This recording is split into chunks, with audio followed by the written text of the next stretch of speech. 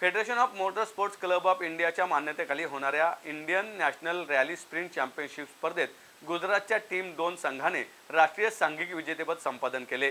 Rajendra सिन्हाल, Francis वरुण Kumar, D Sachin, Hemant Godda, Suhel Ahmad आणि आसिफ अली सय्यद यांनी आपापल्या गटामध्ये विजेतेपद संपादन केले।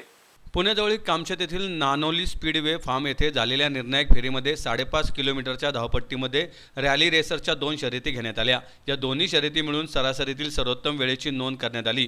Open up to 500 CC group C1 क्लासमध्ये राजेंद्र आरे याने पहिला क्रमांक मिळवला। Class C1 open up to 550 CC मध्ये सिनान फ्रान्सिस याने सर्वोत्तम वेळेसह पहिला क्रमांक मिळवला। वरुण कुमार, डी सचिन, हेमंत गोड्डा, सुहेल अहमद यांनी आपापल्या गटामध्ये सर्वोत्तम वेळेसह पहिला क्रमांक मिळवला।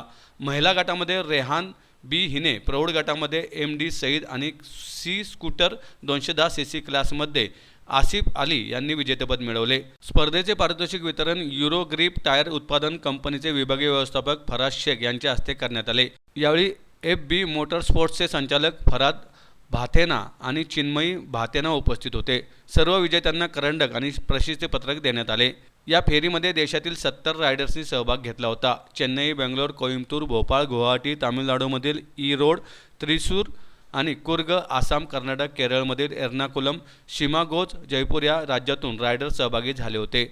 महाराष्ट्रातील पुण्यामधून किशोर जाधव, मोहन सेठिया, पुरुषोत्तम मते, कुणाल सिंग, नितीश चौधरी, दानेश जोशी, पंकज ठक्कर, आदित्य राजपूत, बारामतीमधून रोहित शिंदे, सांगलीतून अजित पाटील, नाशिकमधून दर्शन चावरे, बादल दोशी असे अव्वल रायडर सहभागी झाले होते।